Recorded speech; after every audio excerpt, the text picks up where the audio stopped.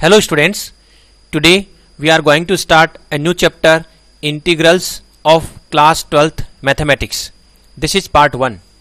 In this video lesson, we shall first learn why do we study integral calculus.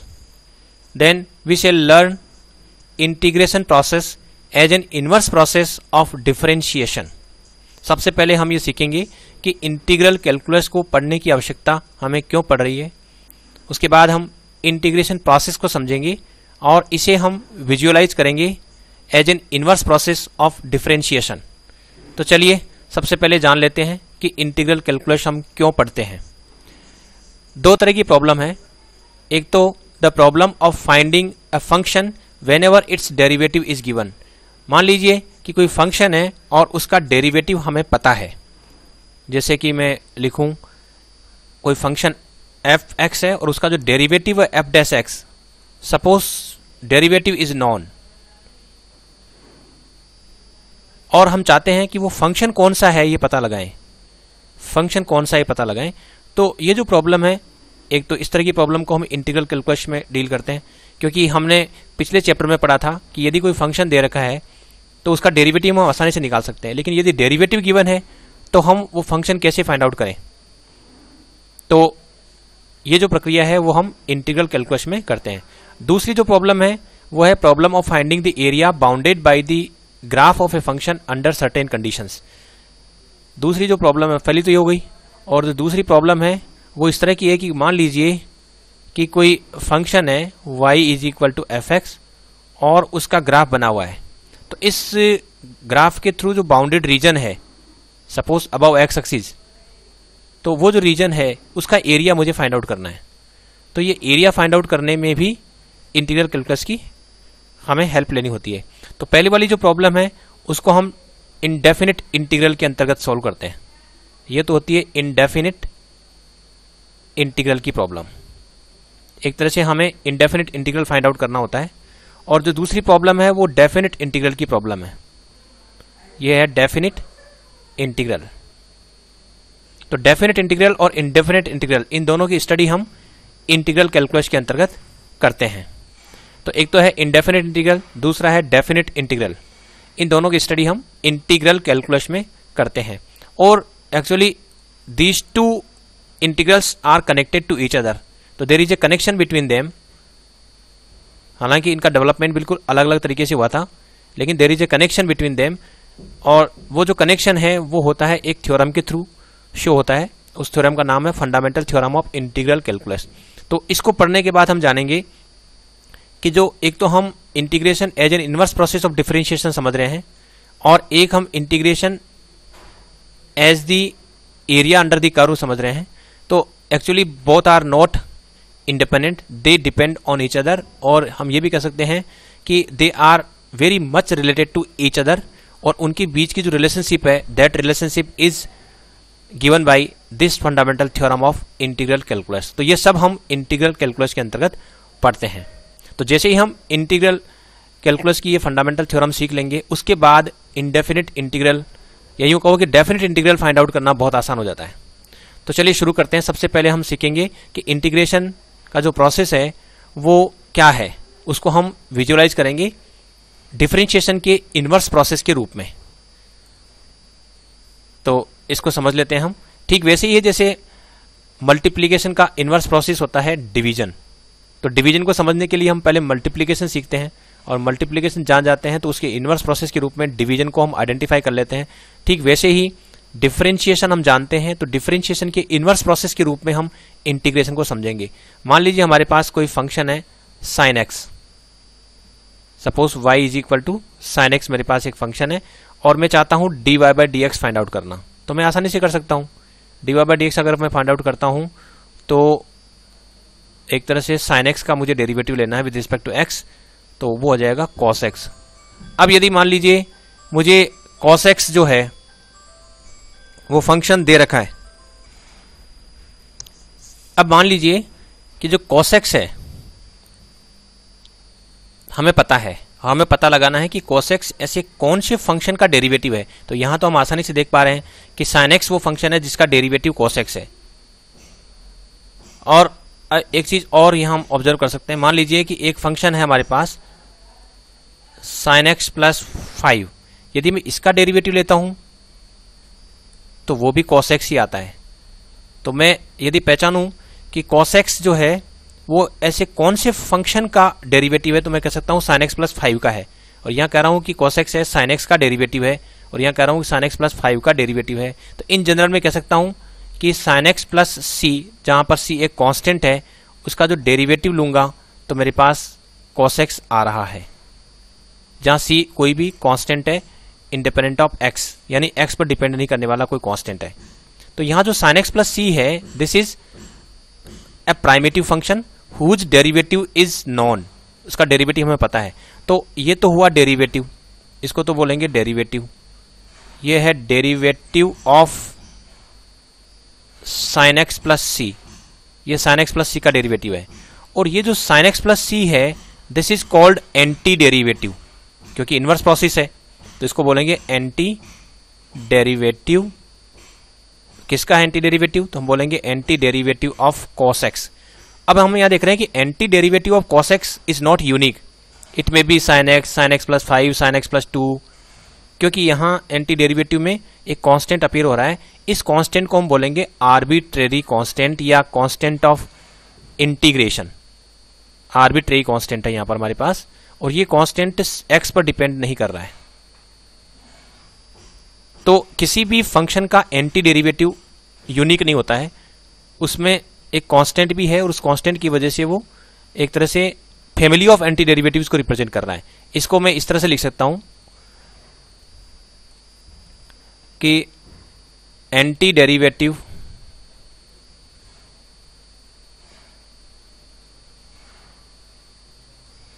Of cos x, ये हो गया हमारे पास sin x plus c, जहां पर c एक real number है। इसका मतलब c की मैं डिफरेंट वैल्यू दूंगा तो मुझे डिफरेंट एंटी डेरिवेटिव मिलेंगे, cos x के एंटी डेरिवेटिव मिलेंगे हमें ढेर सारे। तो इसका मतलब हमारे पास एक फैमिली ऑफ एंटी डेरिवेटिव्स है। इसको यूं कह सकते हैं कि ये क्या है, फैमिली ऑफ एंटी डेरिवेटिव्स। तो किसी भी फंक्शन का जो डेरिवेटिव है वो यूनिक नहीं होता, ढेर सारे डेरिवेटिव हम लिख सकते हैं, और जितने भी एंटी डेरिवेटिव होंगे वो सभी एंटी डेरिवेटिव एक दूसरे से केवल और केवल कांस्टेंट का डिफरेंस रहेगा। यूं कह सकते हैं कि उनके बीच में कांस्टेंट का डिफरेंस रहेगा। तो anti derivative of cos x हम ये लिखेंगे। अब ये जो anti derivative of cos x है, इसको लिखने का एक तरीका होता है। वो तरीका कैसा होता है? वो इस तरह से है कि हम लिख रहे हैं D by D x of sine X plus C, जो है वो आ रहा है cos x आ रहा है, यानी कि साइन एक्स प्लस सी का जो डेरिवेटिव है विद रिस्पेक्ट टू x वो cos x है। इसी को हम आइडेंटिकली सिंबॉलिकली हम इस तरह से लिखते हैं कि यदि मैं cos x से शुरू करता हूं तो मुझे वापस साइन एक्स प्लस सी मिलना चाहिए। तो जिस तरह से ये डेरिवेटिव है, साइन एक्स प्लस सी का डेरिवेटिव लेने पर ये आ रहा है, तो cos x का जो एंटी डेरिवेटिव लेंगे, तो एंटी डेरिवेटिव लेने का मतलब है कि हम एक तरह से cos x का इंटीग्रेशन कर रहे हैं। cos x का इंटीग्रेशन करेंगे विद रिस्पेक्ट टू x, और वो जो आएगा हमारे पास रिजल्ट वो होगा साइन एक्स प्लस सी, यानी कि ये हमें cos x पता है, और इसका यदि एंटी डेरिवेटिव लाना है तो एंटी डेरिवेटिव लाने के लिए हमें एक प्रोसेस अपनाना पड़ रहा है। उस प्रोसेस को हम बोल रहे हैं इंटीग्रेशन ऑफ cos x, और जो हमें मिलेगा that is called integral of cos x। ये cos x का इंटीग्रल है, और cos x का इंटीग्रल इज नॉट यूनिक। इसका जो इंटीग्रल निकाल रहे हैं उसमें वेरिएबल पार्ट भी है और एक कांस्टेंट पार्ट भी है। इस कांस्टेंट पार्ट को हम बोलेंगे कांस्टेंट ऑफ इंटीग्रेशन, ये कहलाएगा कांस्टेंट ऑफ इंटीग्रेशन। और चूंकि इंटीग्रेशन करने के बाद जो रिजल्ट आ रहा है दैट इज नॉट यूनिक, क्योंकि इस सी की वजह से ये यूनिक नहीं रहेगा, तो ये जो प्रोसेस है इस प्रोसेस को हम बोलेंगे ये है डेफिनिट नहीं है, ये इनडेफिनिट इंटीग्रल हुआ। तो इसको बोलेंगे कि हम जो फाइंड आउट कर रहे हैं वो कैसा इंटीग्रल है, इनडेफिनिट इंटीग्रल है। और इनडेफिनिट इसलिए बोल रहे हैं क्योंकि यहां पर एक कांस्टेंट अपीयर हो रहा है। तो इन जनरल यदि बात करें तो इन जनरल हम यूं कह सकते हैं कि मान लीजिए एक फंक्शन है और कैपिटल fx है, और उसमें यदि कांस्टेंट भी ऐड कर देता हूं और इसका यदि डेरिवेटिव लेता हूं तो आ रहा है स्मॉल fx। तो इसको आइडेंटिकली हम ऐसे लिखेंगे कि हम स्मॉल एफ एक्स का जब इंटीग्रल लेंगे या यूं कहो कि इंडेफिनिट इंटीग्रल लेंगे तो वो हमें मिलेगा कैपिटल एफ एक्स प्लस सी, और यहाँ जो सी है this is called constant of integration, constant of integration. अब ये जो डेफिनेशन है इसके अकॉर्डिंग हम, चूंकि ये इसका इन्वर्स प्रोसेस है, तो अगर मान लीजिए हमें ये वैल्यू फाइंड आउट करनी है, जैसे मान लीजिए मुझे फाइंड आउट करना है कि इंटीग्रेशन ऑफ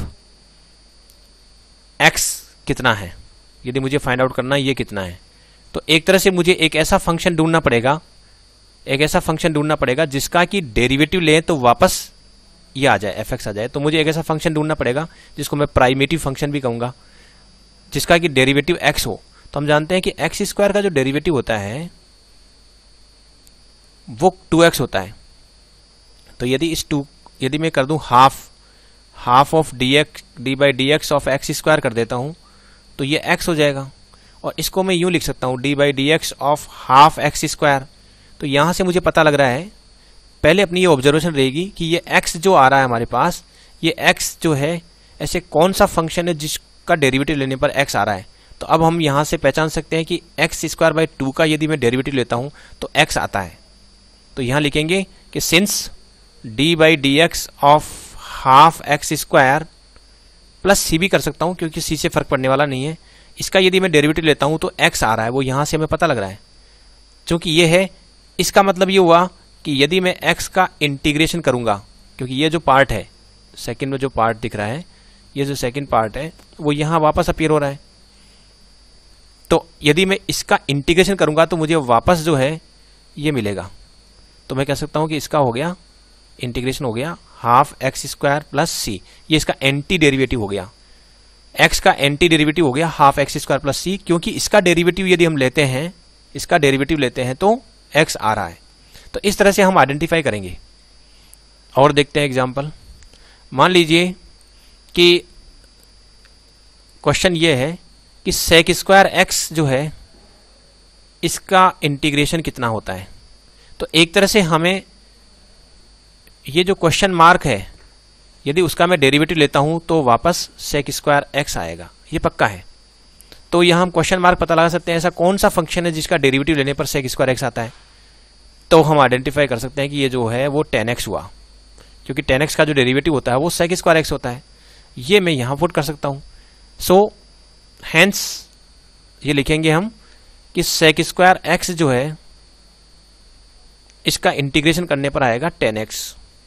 तो इंटीग्रेशन तो प्रोसेस है of finding anti derivative, anti derivative find out करने का प्रोसेस है ये, और सेक स्क्वायर एक्स का इंटीग्रेशन करने पर जो मिला दैट इज कॉल्ड इंटीग्रल।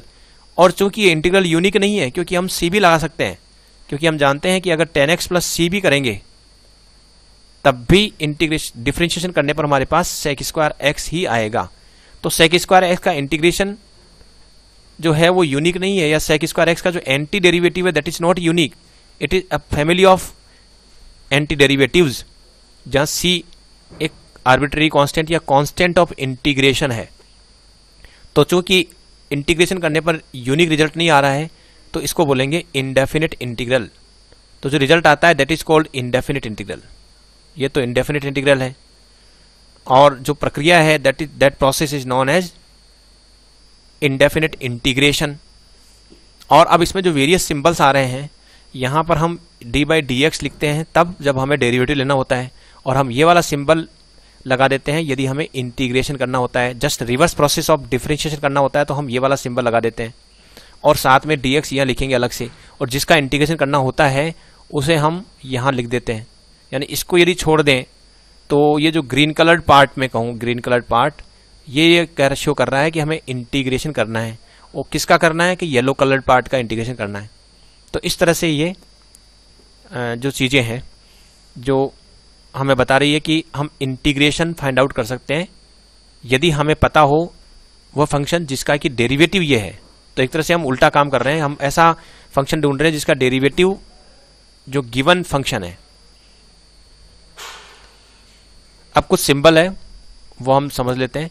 यदि मान लीजिए इस लिखा हुआ integration of F x D x लिखा है, तो इसको हम बोलेंगे कैसे, इसको integration of F x D x, integration of F x बोलेंगे, विद रिस्पेक्ट टू एक्स भी कह सकते हैं, या ये जो पूरा ये जो रिजल्ट आएगा, that result is known as integral of f with respect to x, और ये इंडेफिनिट इंटीग्रल है।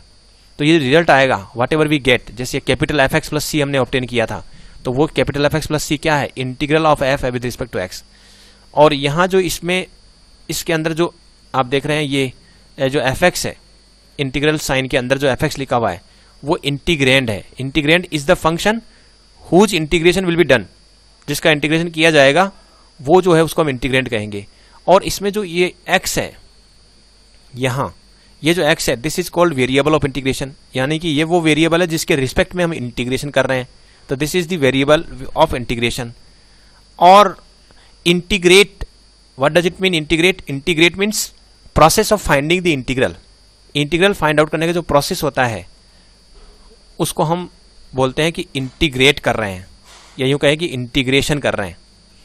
और an integral of F means anti derivative of F. एक तरह से हम देख रहे हैं एक ऐसा फंक्शन ढूंढ रहे हैं जिसका कि डेरिवेटिव ये स्मॉल एफ एक्स है। तो ऐसा डेरिवेटिव यदि हम ढूंढते हैं, ऐसा एंटी डेरिवेटिव, ऐसा फंक्शन ढूंढते हैं एक तरह से कैपिटल एफ जिसका कि डेरिवेटिव गिवन फंक्शन है, तो वो जो हमने ढूंढा कैपिटल एफ उसको बोलेंगे इंटीग्रल। और इंटीग्रेशन तो प्रोसेस हो गया, फाइंडिंग द इंटीग्रल। और इंटीग्रेट करना इंटीग्रेशन ही होता है। कांस्टेंट ऑफ इंटीग्रेशन, यहाँ हमारे पास जो कोई भी रियल नंबर जो कांस्टेंट होता है, उसमें जब हम किसी भी फंक्शन का एंटी डेरिवेटिव या इंटीग्रल फाइंड आउट करते हैं तो इस प्रोसेस में हमारे पास जो रिजल्ट आता है, जैसे मान लीजिए मैं यहाँ रिजल्ट लिखूँ तो यहाँ रिजल्ट आएगा capital f x plus C. तो यहाँ जो ये सी आ रहा है this is called arbitrary constant और कांस्टेंट ऑफ इंटीग्रेशन। तो ये तो डिफरेंट मीनिंग हो गई। अब हम कुछ रिजल्ट्स यहाँ पर बना रहे हैं ताकि उन्हें हम लर्न कर लेंगे और फिर उसके आधार पर जो है हम इंटीग्रेशन धीरे धीरे इंटीग्रेशन प्रोसेस से फेमिलियर होते जाएंगे।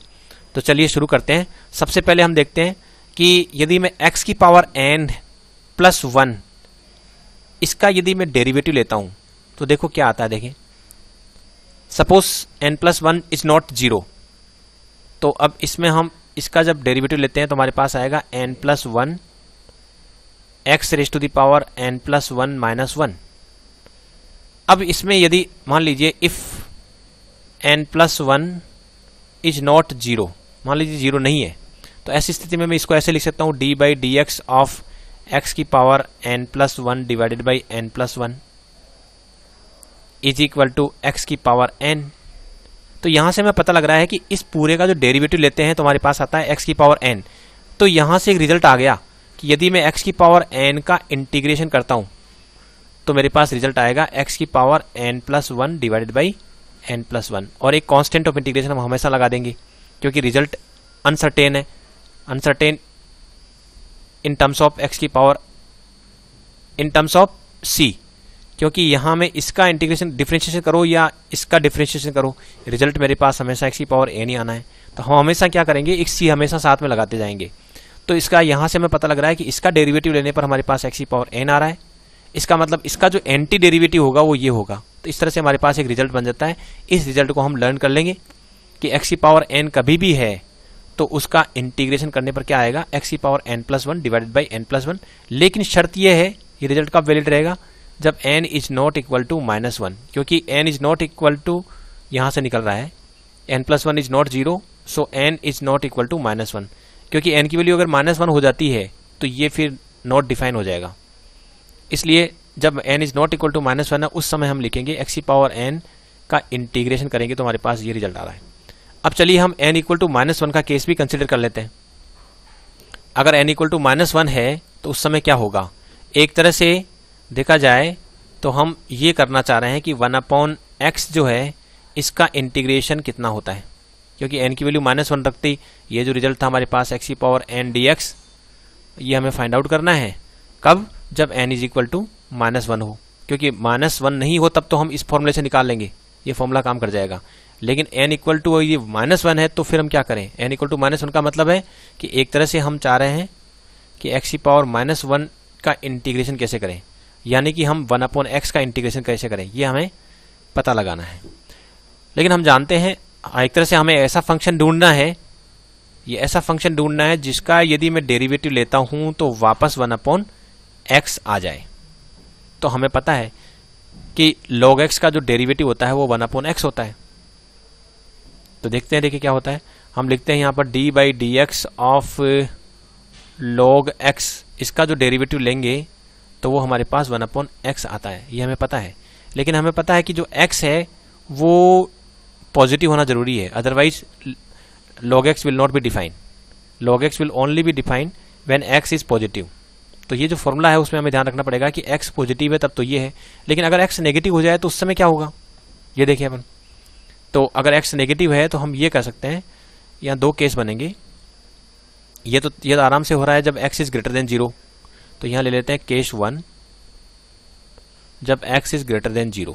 अगर x इज ग्रेटर देन 0 तो कोई प्रॉब्लम नहीं है, हम ऐसे लिख सकते हैं D by D x of log x जो है इसका 1/x हो गया, नो प्रॉब्लम। लेकिन केस दूसरा भी लेते हैं हम, और इसमें वो लेते हैं जब x इज लेस देन 0। तो ऐसी स्थिति में हम ये जरूर लिख सकते हैं, क्योंकि log x तो डिफाइन नहीं होगा, लेकिन तब log माइनस x डिफाइन हो जाएगा, क्योंकि x इज लेस देन 0 तो फिर minus x is greater than 0 हो जाएगा। और अगर माइनस x ग्रेटर देन 0 है तो उसका log ले सकते हैं, और इसका यदि हम डेरिवेटिव लेते हैं तो देखते हैं कितना आता है। तो इसका जो डेरिवेटिव आएगा वो हो जाएगा, चेन रूल से निकालना पड़ेगा। पहले log ऑफ माइनस x है तो ये हो गया, log का करेंगे तो ये आ जाएगा 1/-x, और फिर माइनस x का वापस किया तो -1, तो ये रिजल्ट आ जाएगा हमारे पास 1/x। यानी log x है उसका डेरिवेटिव भी 1/x आ रहा है, log माइनस x का डेरिवेटिव भी 1/x आ रहा है, लेकिन अलग अलग कंडीशन है। x इज ग्रेटर देन 0 में ये वाली है, x इज लेस देन 0 में ये वाली कंडीशन है। लेकिन x इज लेस देन 0 या x इज ग्रेटर देन 0 दोनों ही केस में हम क्या कर सकते हैं, एक बार इसको मैं नेक्स्ट पेज पर लेने की कोशिश करता हूँ।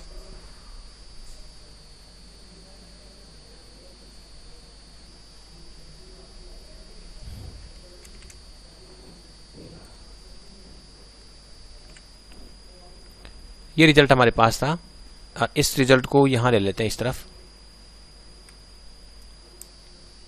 चलिए, तो पहला जो रिजल्ट था अलग अलग केसेस में था ये।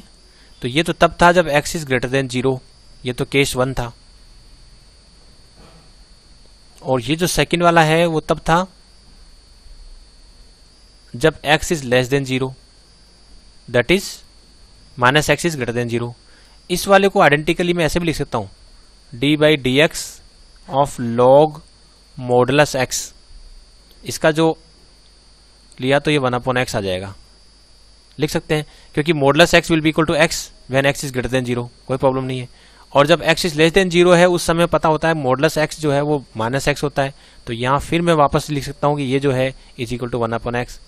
तो जब x इज ग्रेटर देन 0 है तब भी log मॉडुलस x का डेरिवेटिव 1/x हो रहा है, और जब x इज लेस देन 0 है उस समय भी log मॉडुलस x का जो डेरिवेटिव है वो 1/x ही हो रहा है।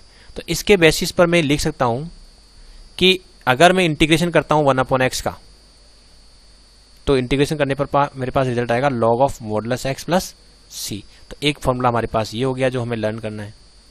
तो इसका मतलब हुआ कि हमारे पास दो फॉर्मूले हो गए हैं अब तक। पहला फॉर्मूला तो ये हुआ कि यदि x की पावर n का मुझे इंटीग्रेशन करना है तो ये हो जाएगा x की power n+1 divided by n+1 plus c। लेकिन ये फॉर्मूला तभी लगेगा जब n is not equal to -1। लेकिन यदि n -1 है तो फिर फॉर्मूला दूसरा होगा, फिर ये 1/x बन जाएगा। और अगर 1/x बन जाता है तो फिर इसका जो इंटीग्रेशन है वो log modulus x plus c आएगा, जैसा कि अभी हमने देखा कि 1/x का जो इंटीग्रेशन है वो log modulus x plus c आ रहा है। तो ये दो रिजल्ट तो ये याद रखने हैं। दूसरी बात, कुछ रिजल्ट बड़े स्पेशल हैं जो यदि हम याद रख लेते हैं तो बड़े काम के हैं। जैसे मान लीजिए कि n इज इक्वल टू -½ ले लेता हूं मैं, तो एक तरह से मुझे किसका इंटीग्रेशन करना है देखते हैं।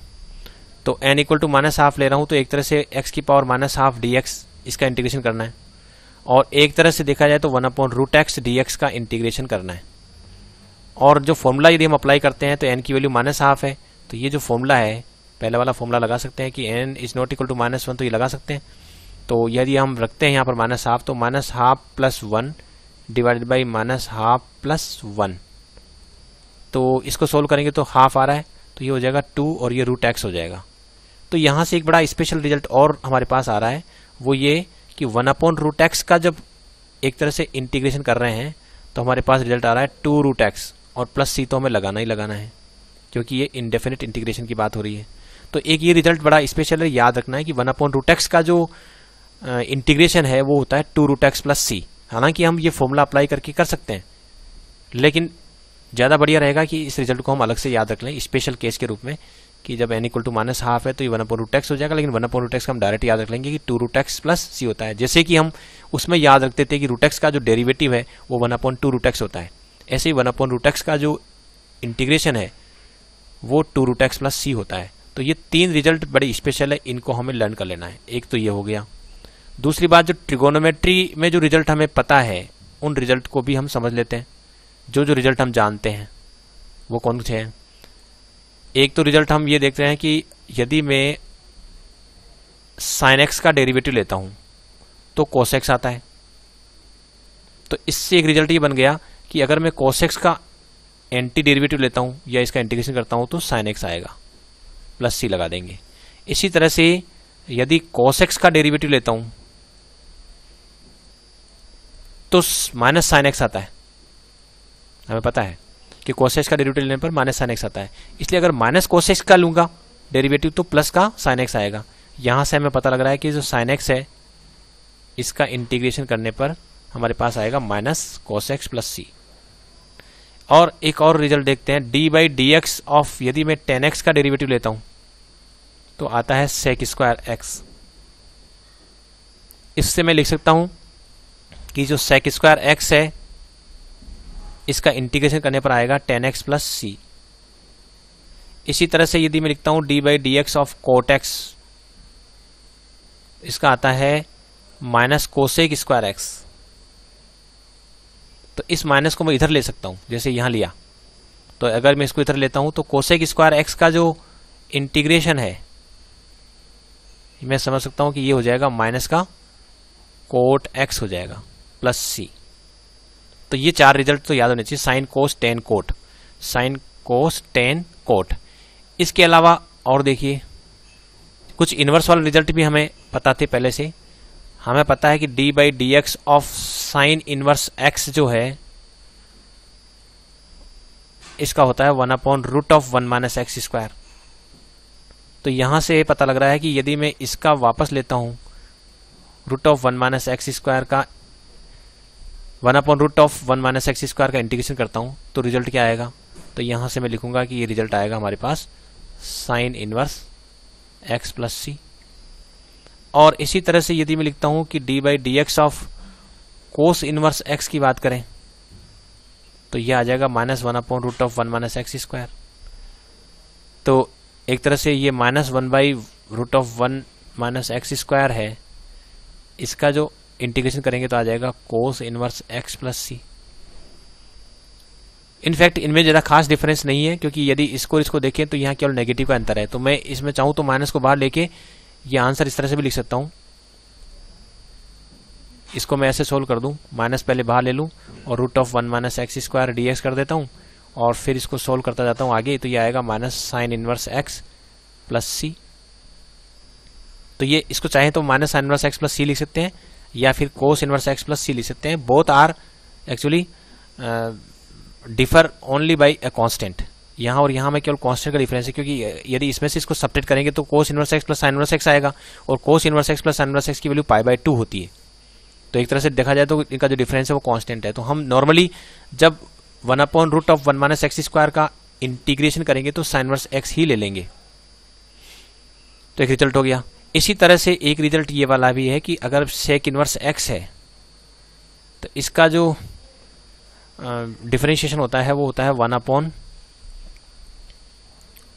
x √x² - 1, ये होता है हमारे पास।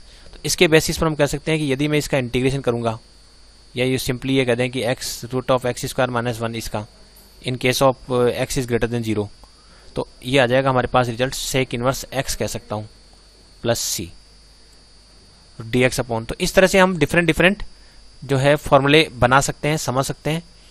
एनसीईआरटी की बुक में पूरी टेबल दे रखी है शुरू में ही, 3-4 पेज के बाद ही, इस चैप्टर जब शुरू होता है उसके 2-3 पेज के बाद ही एक टेबल दे रखी है जहां पर कोई फंक्शन है उसका डेरिवेटिव और फिर उसके बेसिस पर एंटी डेरिवेटिव के लिए फॉर्मूला। तो वो सारी टेबल आप लर्न कर सकते हैं। एक और छोटा सा फॉर्मूला हम देख लेते हैं। हम जानते हैं कि e raise to the power x है, यदि इसका मैं डेरिवेटिव लेता हूं तो वापस आता है e raise to the power x। इसके बेसिस पर मैं कह सकता हूं कि e raise to the power x का यदि मैं इंटीग्रेशन करूंगा तो मुझे वापस मिलेगा e raise to the power x ही मिलेगा। कांस्टेंट ऑफ इंटीग्रेशन हम लगा देंगे।